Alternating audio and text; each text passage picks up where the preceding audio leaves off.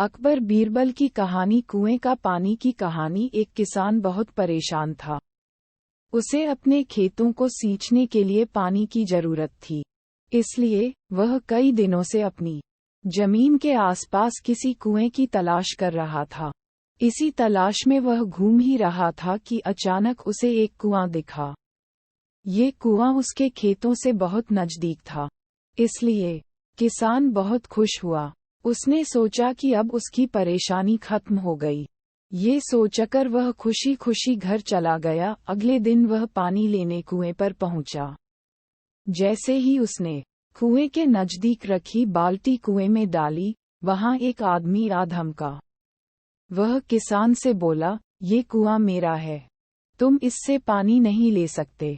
अगर तुम इस कुएं से पानी लेना चाहते हो तो तुम्हें इस कुएं को खरीदना होगा। ये बात सुनकर किसान कुछ देर रुका और फिर मन ही मन सोचने लगा कि अगर मैं इस कुएं को खरीद लूं तो मुझे कभी पानी की कमी नहीं होगी और न ही मुझे पानी के लिए इधर उधर भटकना पड़ेगा। फिर क्या था, दोनों के बीच एक रकम तय हुई। किसान के पास उतने पैसे तो थे नहीं, लेकिन वह यह मौका छोड़ना नहीं चाहता था। इसलिए किसान ने उस आदमी को अगले दिन वह रकम देने का वादा किया और घर की ओर चल दिया। किसान के लिए कुआं खरीदने का यह अच्छा मौका था, इसलिए वह इस काम में जरा भी देर नहीं करना चाहता था। घर पहुंचते ही उसने अपने करीबियों और दोस्तों से इस बारे में बात की और कुएं के लिए तय हुई रकम का इंतजाम करने में जुट गया।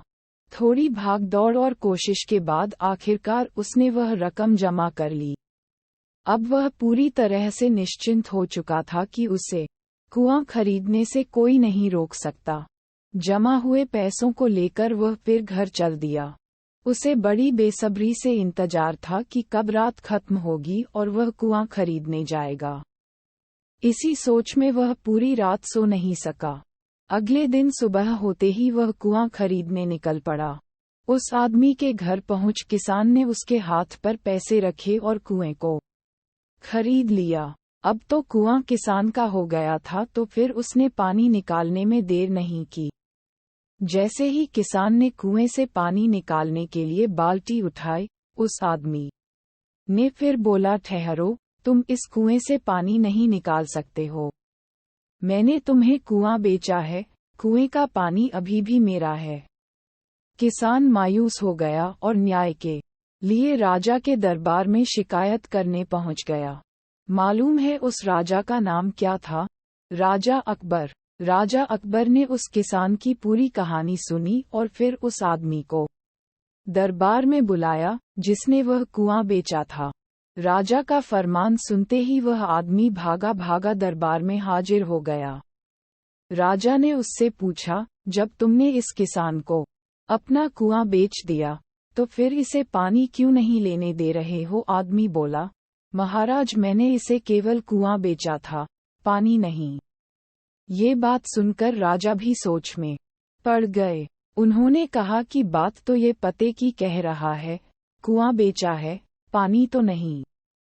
काफी देर सोचने के बाद जब इस समस्या को सुलझाने में वह नाकाम हो गए, तो उन्होंने बीरबल को बुलाया। बीरबल बहुत ही बुद्धिमान था, इसलिए राजा अकबर किसी भी मामले पर फैसला लेने से पहले उसकी राय जरूर लेते थे। बीरबल ने एक बार फिर दोनों से उनकी समस्या पूछी। पूरी बात जानने के बाद बीरबल ने उस आदमी से कहा, ठीक है, तुमने कुआं बेचा, पानी नहीं। फिर तुम्हारा पानी किसान के कुएं में क्या कर रहा है? कुआं तुम्हारा नहीं है, फौरन अपने पानी को कुएं से बाहर निकालो। बीरबल का इतना कहते ही उस आदमी को समझ आ गया कि अब उसकी चालाकी किसी काम नहीं आने वाली। उसने राजा से फौरन माफी मांगी और माना कि कुएं के साथ उसके पानी पर भी किसान का पूरा अधिकार है। ये देखकर राजा अकबर ने बीरबल की बुद्धिमानी की तारीफ की और कुआं बेचने वाले आदमी पर धोखेबाजी के लिए जुर्माना लगाया। कहानी से सीख। किसान और कुएं की कहानी से पता चलता है कि अपने आप को दूसरे से अधिक चालाक नहीं समझना चाहिए। साथ ही धोखा देने की आदत से भी दूर रहना चाहिए, क्योंकि कोई ऐसा भी हो सकता है जो आपसे भी अधिक बुद्धि का इस्तेमाल करना जानता हो। ऐसे में आपका धोखा पकड़ा जाएगा और आपको अपने किए का भुगतान करना होगा, जैसे इस कहानी के अंत में कुआं बेचने वाले आदमी को करना पड़ा।